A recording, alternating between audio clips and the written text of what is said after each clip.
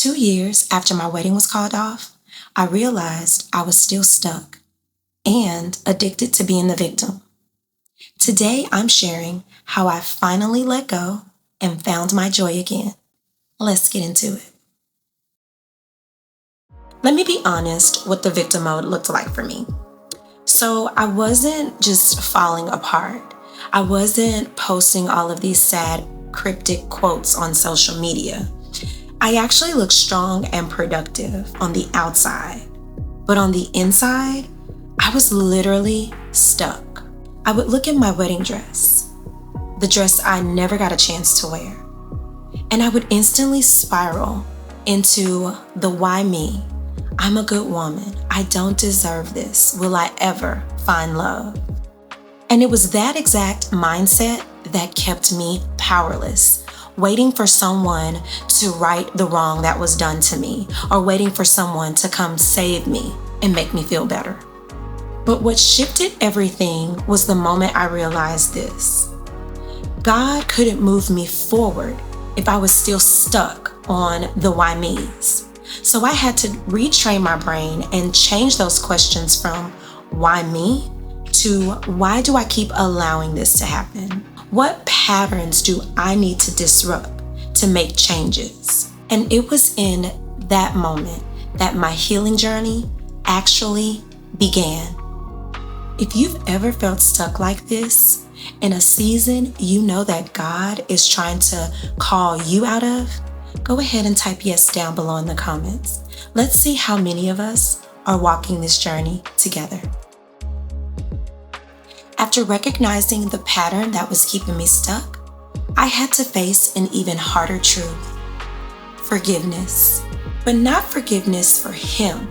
Forgiveness for me. Self-forgiveness sounds easy, but when you've suffered heartbreak or a setback, it's one of the hardest things to do. I had to forgive myself for staying too long, for not listening to God's discernment, and for going back to something that felt safe and familiar, even though it was hurting me in the process. Self-forgiveness softened me, and it allowed me to begin trusting my own voice again. It felt like finally exhaling and giving that old version of me a hug rather than judgment. If this is resonating with you so far, go ahead and hit subscribe so we can stay connected.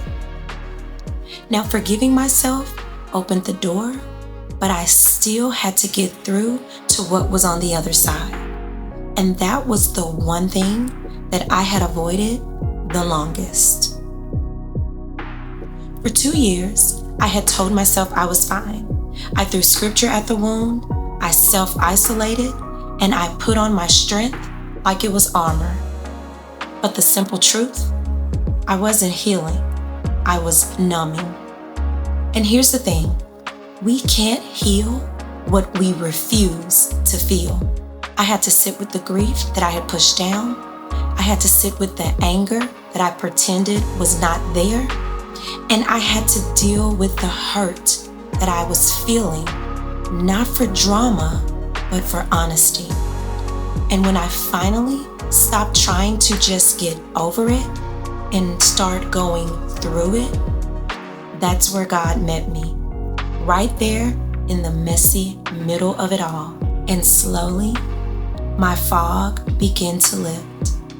Not perfectly, not instantly, but just enough so that I could breathe and finally take the next step. What's one word that describes what you've been numbing? Drop it down below in the comments. No judgment, just honesty. And as the fog lifted, something unexpected returned. My joy. Not all at once, but in tiny moments that were once overlooked. Waking up without heaviness, laughing without guilt, being present with myself and with my family and friends. My joy didn't come back because everything was fixed. I finally realized that I'm not defined by what broke me, but by how God is rebuilding me. Joy is freedom. Freedom to release, freedom to start over again, and freedom to know that God will restore every single thing we have lost. If this story met you somewhere in between the fog and the joy, I want you to know that you are not alone. You are worthy of love, happiness, and your peace. Always remember, weeping may endure for the night, but joy always will come in the morning. Be sure to subscribe so that we can have more honest conversations and grow a beautiful community together. I can't wait to see you next time. Until then, bye.